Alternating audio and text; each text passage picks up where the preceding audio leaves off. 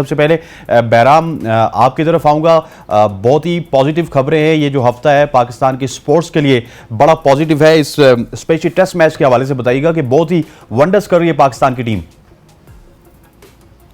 जी वालेकुम अस्सलाम हसनैन भाई, सबसे पहले तो बहुत बहुत शुक्रिया फिर से अपने शो पे दावत देने का। आपने बड़ा अच्छा कहा कि स्पोर्ट्स के हवाले से पाकिस्तान के लिए बड़ा मुबारक हफ्ता है, क्योंकि हमारे स्क्वॉश में भी जूनियर्स में जीते हैं हमजा टाइटल। बहुत ज्यादा तवील अरसे बाद कोई स्क्वॉश में भी पाकिस्तान का नाम आया, तो उम्मीद करते हैं कि वो भी आगे और लॉरल्स जीते पाकिस्तान के लिए। जहां तक टेस्ट क्रिकेट की बात है तो बिल्कुल गोल्ड टेस्ट की शानदार फतह के बाद कोलंबो में पाकिस्तान बिल्कुल आप कह सकते हो वन साइडेड विक्ट्री की तरफ जा रहा है, और इसमें बहुत लोगों की शानदार कारकर्दगी है। आप फर्स्ट इनिंग्स में देखो तो नसीम की जो 3 विकेट्स थी और अबरार की 4 विकेट्स थी, बहुत जबरदस्त बॉलिंग कराई उन्होंने। फिर बैटिंग में पाकिस्तान में आप देख लें, अब्दुल्ला शफीक कितने ज्यादा लोग तनकीद कर रहे थे, क्वेश्चन कर रहे थे क्या उनकी जगह होनी चाहिए एज टेस्ट मैच ओपनर। सारे क्रिटिक्स को साइलेंस किया, 200 बनाया और बहुत ही जबरदस्त पेस की अपनी इनिंग्स। ये मेरे ख्याल से बहुत कहना जरूरी है। एंड देन साउथ शकील ने रिकॉर्ड बनाया, पहले ऐसे एक क्रिकेटर बने हिस्ट्री में जिन्होंने फर्स्ट 7 टेस्ट में हर एक टेस्ट मैच में 50 लगाई हो, which is quite a big achievement. और उसके बाद सलमान अली आगा ने 100 किया, रिजवान ने 50 की, शान मसूद ने 50 की, बहुत ज्यादा लोगों ने स्कोर किया। डिक्लेरेशन थोड़ी सी आप कह सकते हो कंट्रोवर्शियल हो गई थी, क्योंकि मेरे से अगर आप जाती राय लेते तो मैं कहता कि एंड ऑफ डेज प्ले से थोड़ा पहले 15 ओवर पहले आप श्रीलंका को इनवाइट कर सकते थे बैटिंग करने के लिए, मगर चले उसका पाकिस्तान को नुकसान नहीं हुआ इसलिए क्योंकि बारिश नहीं हुई।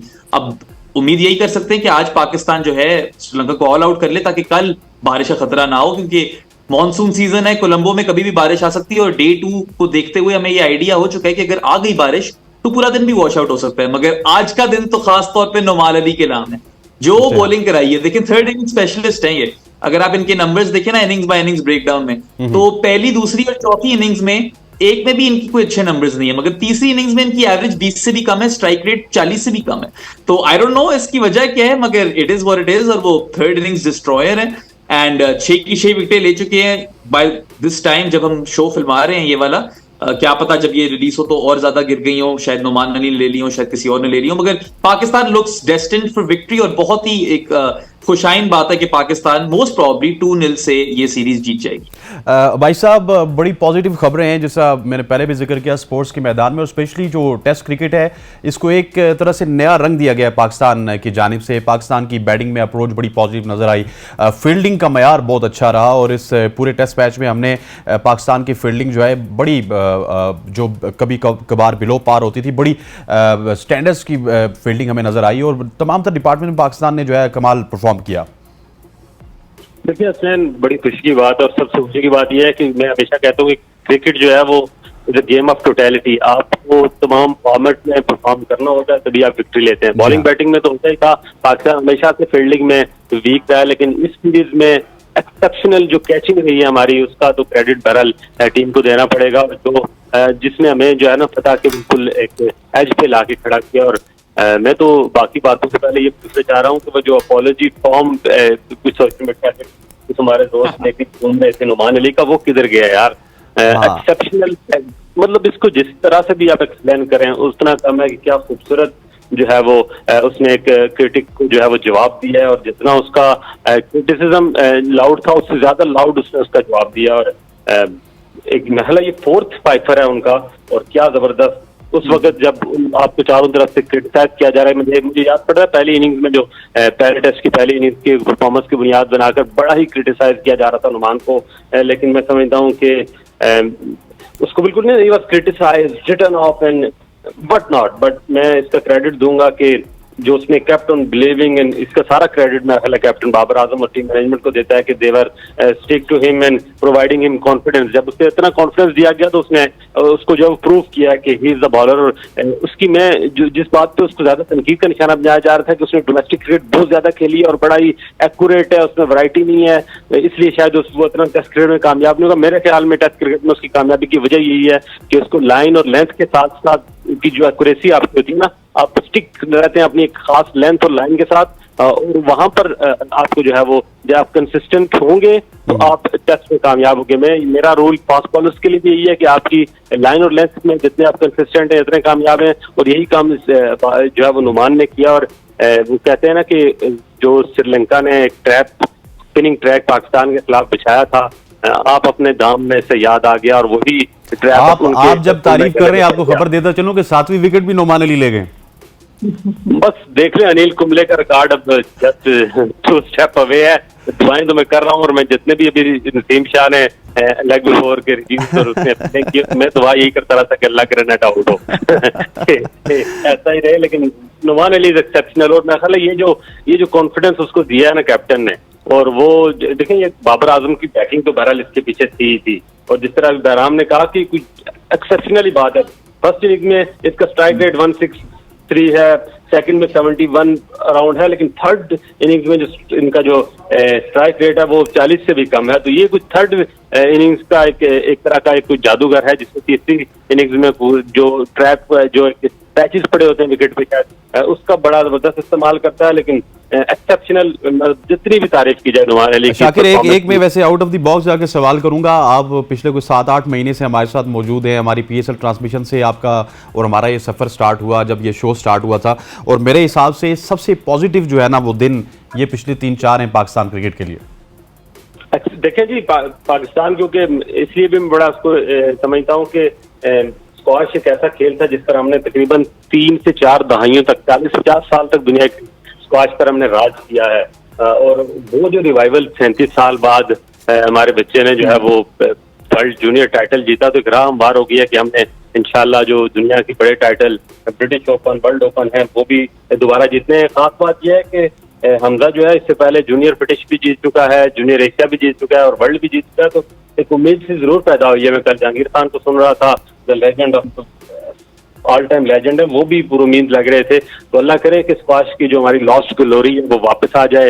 इमर्जिंग में हमने इंडिया को हराया, लेकिन उस दिन मेरी जिंदगी का सबसे खुशी वाला दिन होगा एज अ स्पोर्ट्स जर्नलिस्ट, जिस दिन पाकिस्तान में हॉकी का रिवाइवल होगा। हमने हॉकी हमारा नेशनल गेम और हमने दुनिया हॉकी पर बहुत अच्छे तक राज किया है, लेकिन अनफॉर्चुनेटली 1994 के वर्ल्ड कप के बाद हमको बड़ा इस तरह का टाइटल नहीं जीत सके। तो वो भी अल्लाह करे कि पाकिस्तान, क्योंकि वन स्पोर्ट्स नेशन से इसे निकलना पड़ेगा। सिर्फ क्रिकेट के इर्द गिर्द इस नेशन को खड़ा करने के बजाय जो बाकी पोटेंशियल है हमने माजी में उसको साबित भी किया है जीत कर। तो वो उन गेम्स में पाकिस्तानी प्लेयर्स ऊपर आए, पाकिस्तानी टीमें जो है वो दुनिया में अपने झंडे गाड़ें, और इसके लिए जरूरी है कि जो प्राइवेट सेक्टर है गवर्नमेंट सेक्टर के साथ साथ वो क्रिकेट के अलावा दीगर स्पोर्ट्स को, दीगर एथलीट्स को भी फैसिलिटेट करे, उनको स्पॉन्सर करे, क्योंकि जब तक प्लेयर का पेट भरा होगा तभी वो परफॉर्म कर पाएगा। जब उसे रोटी के लाले पड़े होंगे तो वो शायद ग्राउंड में वो परफॉर्मेंस नहीं कर सकता। तो बड़ी खुशी के दिन है, बड़े खुशी के लम्हात हैं। अल्लाह करे ये जो एक विनिंग स्ट्रीक है हमारी इस तरह चलती रहे, हम एशिया कप जीते और इंडिया को जाके वर्ल्ड कप किया रहे। Bahram, back to the test match, इस दफा हमने देखा है कि श्रीलंका की जानिब से स्टार्ट बहुत पॉजिटिव था, और जिस तरह हमारे सीमर्स विकेट्स ले रहे थे, शाहीन शाह अफरीदी, नसीम को उन्होंने कंट्रोल किया, लेकिन आके जो कुर्रा है वो नुमान अली के नाम पे निकला। तो गलती कहाँ पे हुई? वैसे स्टार्ट में तो बहुत पॉजिटिव लग रहे थे, गलतियां बहुत कम की और सिर्फ बैट बॉल्स को जो है वो पनिश कर रहे थे। देखिए, आई थिंक शुरू में वो बड़ा अच्छा खेले, उनको क्रेडिट देना चाहिए, क्योंकि शाहीन शाह अफरीदी और नसीम शाह को नई बॉल से खेलना, कोई भी सरफेस हो, अगर आपने सर्वाइव किया और आपने अच्छे रन किए उनके खिलाफ तो you definitely deserve that praise. Nauman Ali के जीनियस को सलूट करना पड़ेगा। मेरे ख्याल से शाकिर भाई ने बड़ी अच्छी बात की कि अपॉलॉजी फॉर्म के अंदर है। तो एक कहावत है ना अंग्रेजी में कि the apology should be louder than the criticism. Criticism भी था, जायज भी था कई जगहों पे, मगर अब जब उन्होंने परफॉर्म किए तो उनको उतना ही सेलिब्रेट करें जितना आपने क्रिटिसाइज किया, उनकी उतनी सेलिब्रेशन बनती है। देखें 7 की 7 विकेटें ले गए। हाँ, आप ये कह सकते हो कि Naseem Shah is a little bit unlucky, बहुत रिवर्स कर रहे थे, बड़ी खतरनाक बॉलिंग करा रहे थे अभी पिछले स्पेल में। For him not to get a wicket आप कह सकते हो कि हाँ वो थोड़े अनलकी रह गए, मगर फिर नुमान की 7 हो गई हैं तो he is definitely worth all that celebration. और मेरे ख्याल से पाकिस्तान को एज अ कंट्री उनको इस वक्त ओन करना चाहिए। और इसमें बड़ी इंपॉर्टेंट बात ये भी है कि देखिए इसका शाकिर भाई ने भी जरा जिक्र किया कि वो एक सीजन्ड खिलाड़ी है, काफी फर्स्ट क्लास क्रिकेट खेली हुई है। इसका बहुत फायदा होता है आपको, रादर देन थ्रोइंग इन यंगस्टर्स, जो कि पाकिस्तान के लिए वो भी काम कर जाते हैं। यंगस्टर्स को हम डीप एंड में फेंकते हैं, वो भी परफॉर्म कर दे जाते हैं कभी कभार, इसकी बड़ी मिसालें हैं। मगर इस तरह मंजे हुए खिलाड़ी को जब आप लाते हो टेस्ट क्रिकेट के अरीना में तो they have a better chance of succeeding.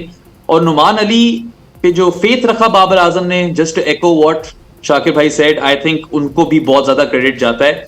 And Sri Lanka I think first innings में तो थोड़ा they kept falling into the trap, जो फील्ड सेट हुई थी उसके हिसाब से ही वो अटैक करते हुए आउट हो गए। सेकंड इनिंग्स में आई वुड से इतना वैसे ही आसान नहीं था उनके लिए बैटिंग करना, और ऊपर से just the way Nauman bowled, you have to tip your hat off to him कि बिल्कुल उन्होंने मतलब पकड़ कर रख दिया है श्रीलंका को। एंड आई थिंक कि personally he has silenced a lot of people, myself included. I did not have him for my squad इस वाले टेस्ट मैच के लिए। पहले वाले के लिए मैंने सिलेक्ट किया था, दूसरे वाले के लिए मैंने सिलेक्ट नहीं किया था। And I am happy to eat that humble pie. मैं खुश हूं गलत होकर, क्योंकि इस तरह की परफॉर्मेंस देंगे तो फिर पाकिस्तान का तो सर फख्र से बुलंद अच्छा, होगा। मुझे थोड़ा बताइएगा, फिर मैं शाकिर की तरफ भी जाऊंगा। ये मैं शाकिर की तरफ भी जाऊंगा, लेकिन आपसे एक सवाल लाजमी मैं करना चाहूंगा पहले ही। ये जो चंदी माल हैं, ये उनके बड़े जो है वो एक्सपीरियंस प्लेयर हैं। आज ठीक है मैथ्यूज तो विकेट पे अभी मौजूद है, लेकिन ये चंदी माल जो है उनके लिए अब मेरा ख्याल है कि थोड़ा सा वो क्या कहते होते हैं, बैड डट बनता जा रहा है एसिड के बजाय, क्योंकि काफी अरसे से हमने देखा है कि वो उस तरह की फॉर्म में नहीं है। और ये मुझे उमर अकमल टाइप केस लग रहा है कि बहुत ज्यादा पोटेंशियल था, बहुत ज्यादा टैलेंट था, लेकिन उसको उस तरह से जो है ना कैपिटलाइज नहीं कर सके। हाँ, वैसे आमतौर पे चल जाते होते हैं होम सीजन में दिनेश चांदिमाल, और पाकिस्तान के खिलाफ भी चले हुए इन द पास्ट। बहुत ही गंदी सीरीज रही उनके लिए भी और कुसाल मेंडिस के लिए भी। वो भी मुझे इतने बुरे खिलाड़ी नहीं लगते, उतने एक्सपीरियंस नहीं है जितने चांदिमाल हैं, मगर उनकी भी तरफ से बिल्कुल कोई परफॉर्मेंस नहीं आई। अगर तो आप धनंजय डिसिल्वा को और एंजेलो मैथ्यूज को और to a certain extent I suppose Karunaratne को निकाल दें, तो आपको एज सच कोई रेजिस्टेंस नजर नहीं आई श्रीलंका की तरफ से। और ये श्रीलंकन क्रिकेट के लिए वरिंग साइन है, क्योंकि घर के अंदर जब वो टेस्ट मैच खेलते हैं, that's when they are at their best across formats, across venues. At home test cricket, उसके अंदर श्रीलंका को हराना हर टीम के लिए मुश्किल होता है, मगर पाकिस्तान को इतनी मुश्किल साबित नहीं हुई इसको करने में। एंड अभी जीते नहीं है पाकिस्तान, मगर मतलब लग तो यही रहा है कि जीत जाएंगे। और श्रीलंका विल, जिस तरह कहते हैं ना, will have to take a good hard look in the mirror कि क्या चीजें वो बेहतर कर सकते हैं। और प्रभा जयसूर्या के ऊपर रिलाई करते थे, उनको पाकिस्तान ने न्यूट्रलाइज कर दिया। बारिंग बाबर आजम उनको नहीं पकड़ पाए, मगर बाकी सबने तो बड़ा अच्छा पकड़ लिया, बड़े अच्छी तरीके से कदमों का इस्तेमाल किया, निकल कर खेला। साउद और सलमान ने स्वीप बड़ा अच्छा किया। So lots of positives for Pakistan, and उतने ही जितने पॉजिटिव्स पाकिस्तान के लिए थे, उतनी ज्यादा सवालात उठ गए हैं श्रीलंकन क्रिकेट के लिए। जी शाकिर, इस वक्त एंजेलो मैथ्यूज जो है वो विकेट पे मौजूद हैं और बड़ी एक्सपीरियंस प्लेयर हैं, बड़े अरसे से श्रीलंका को सर्व कर रहे हैं। सो ये बताएं कि एंजेलो मैथ्यूज जो है वो मेरा ख्याल है नसीम शाह ने एक विकेट ले लिया। पहले मैं देख लूं कि नसीम शाह ने किसको आउट किया है। तो मैथ्यूज जो है आई थिंक मैथ्यूज आउट हो चुके हैं। सो अब मेरा ख्याल है दिल्ली थोड़ी दूर नजर आती है शाकिर श्रीलंका से। ये 2 सेकंड, सॉरी मैं एक बात ऐड कर दूं कि वो जिम लेकर अनिल कुंबले और एजाज पटेल, ये 3 प्लेयर्स थे ना जिन्होंने 10 विकेट्स ली थी इनिंग्स में, उनको अनफॉर्चुनेटली नोमान अली ज्वाइन नहीं कर सकेंगे, मगर पाकिस्तान के लिए सरफराज नवाज ने एक इनिंग्स में 9 ली हुई हैं। सो लेट्स होप कि वो उनको टाई कर। ठीक हो गया, लेकिन एंजेलो मैथ्यूज अभी भी विकेट पे मौजूद है। शाकिर, तो क्या समझते हैं कि एंजेलो मैथ्यूज जो है उनकी विकेट पे मौजूदगी क्या आज का दिन जो है वो गुजार सकती है, या बड़ा मुश्किल हो चुका है, बाकी मादा जितने ओवर्स हैं उनमें पाकिस्तान आज ही रैप अप कर लेगा?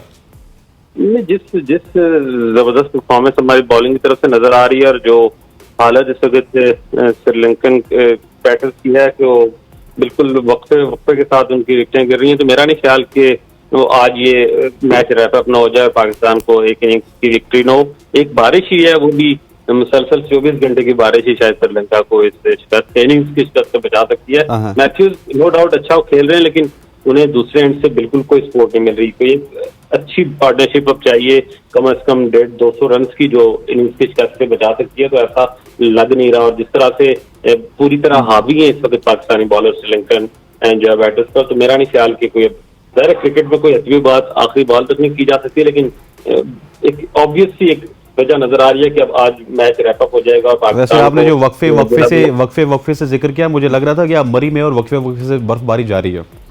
बस ये यूं समझ लें कि पाकिस्तानियों की खुशी के लिए आप श्रीलंका में विकेटों की बर्फबारी जा रही है। और बड़ा मैं एक्सेप्शनल, मैं टेस्ट क्रिकेट काफी कम देख रहा हूँ, नहीं मौका मिल रहा, लेकिन इससे इन मैचेस में खास करके ये जो आज की दूसरी इनिंग्स में जो बॉलिंग कराई है, क्या एक्सेप्शनल बॉलिंग रही है। और नुमान अली ने तो वाकई दिल खुश किया हुआ है। और ये अब मेरा ख्याल है काफी अर्से बाद अब देखे ना सीरीज जीतेंगे। और बाबर आजम बेचारा, वो उसको तो हमारे एक दोस्त हैं, वो तो किसे मांग रहे थे उससे कि आप मैच हार गए तो सारी छोड़ देंगे। उन्होंने जवाब में दोनों नहीं सर देखें, उन्होंने ये कहा था कि अगर आप हार गए तो फिर छोड़ना चाहिए, वैसे वो ये था। उन्होंने जवाब ये दे दिया कि अब क्या करना, अब तो 25 कप लगा दिया मैंने जीत पर, और जीत भी एक इनिंग्स की। और श्रीलंका को उनके पैच पे जाकर हराना ये विक्ट्री से थोड़ी बड़ी चीज है मेरा ख्याल है, और इसका क्रेडिट बहरहाल पूरी टीम को जाता है। जी हाँ, बिल्कुल, बाबर आजम को भी इसका क्रेडिट जाता है। और बैराम ये बताएं कि कैप्टन को तो क्रेडिट जाता है, लेकिन एक वॉरिंग साइन जरूर है कि प्रभत जयसूर्या जो है वो कैप्टन बाबर आजम के लिए दर्द सर बने रहे इस पूरी इनिंग्स में, इस पूरी सीरीज में, बैग पार्डन। और बाबर आजम से हम एक्सपेक्ट कर रहे थे, आपको पता है कि हमने अपने शो में भी ये बात की थी, अरफा भी थे, आप भी थे, कि बाबर आजम थोड़े से रन्स कर लेते तो वो शायद केन विलियमसन को भी पीछे छोड़ के नंबर 1 बन जाते, लेकिन बाबर आजम बड़े डल रहे हैं।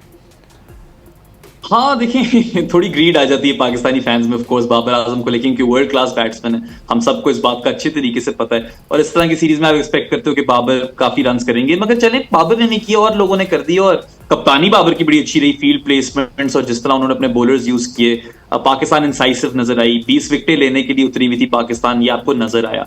विद द बैट आप यू वुडंट बी रॉन्ग अगर आप ये बोलो कि एक थोड़ी वीकनेस बाबर आजम की एक्सपोज हुई है versus the left arm off spinner. ये हमने सिर्फ प्रभत जयसूर्या के साथ ही नहीं देखा, जिन्होंने अब उनको 7 इनिंग्स में 6 दफा आउट कर लिए।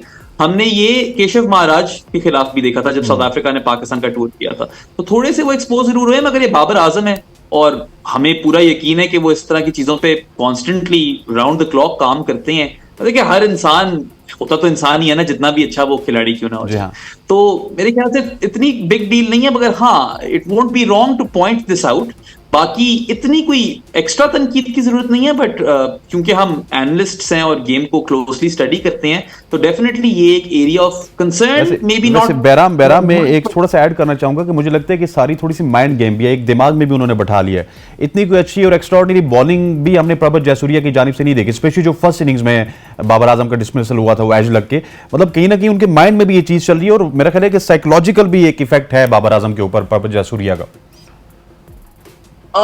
जब आप इतनी दफा आउट हो जाते हो एक पर्टिकुलर बॉलर के खिलाफ, तो थोड़ा सा तो आपके दिमाग पे वो चीज वही करती है। मगर मेरे ख्याल से बाबर आजम जो है ना, वो प्रेशर को बहुत अच्छा हैंडल करते हैं इन जनरल, बेशक वो मीडिया हो या क्रिकेट हो। और अगर हम देखें किस तरह उनका करियर प्रोग्रेस किया है, उन्होंने वो सारी चीजें कर दिखाई हैं आहिस्ता आहिस्ता, जिनके बारे में तनकीद होती थी उनके ऊपर। स्लोली आपको रिजल्ट्स नजर आने लग जाते हैं, क्योंकि वो कॉन्स्टेंटली इवॉल्व कर रहे हैं एज ए क्रिकेटर। और मेरे तो हिसाब से अपनी पीक भी नहीं हिट की उन्होंने अभी तक। आई थिंक अभी भी there is a long way to go and sky is the limit for Babar Azam. मगर हाँ, आई एम प्रीटी श्योर कि टीम मैनेजमेंट के साथ ये चीज डिस्कस हो रही होगी और इसको नेगेट करने के या इसको निगेट करने की स्ट्रैटेजीज जो है वो डिवाइस कर रहे होंगे। बट अल्टीमेटली आई थिंक इसमें क्रेडिट प्रभत जयसूर्या को भी जाता है कि 7 चांसेस में से 6 दफा आपने बाबर आजम जैसी बड़ी विकेट ली। और मतलब जिस तरह उनका भी करियर जा रहा था, इस टेस्ट को निकाल दें तो वो तो बहुत एक टॉप के खिलाड़ी चल रहे थे श्रीलंका के लिए इन कंडीशंस के अंदर। पाकिस्तान के लिए ये बहुत बड़ी दाद देने वाली बात है और बहुत क्रेडिट मिलना चाहिए उनको कि किस तरह उन्होंने जिस तरह न्यूट्रलाइज किया प्रभत जयसूर्या को। आई थिंक और कोई सच टीम उस तरह कर नहीं पाई थी जिस तरह पाकिस्तान ने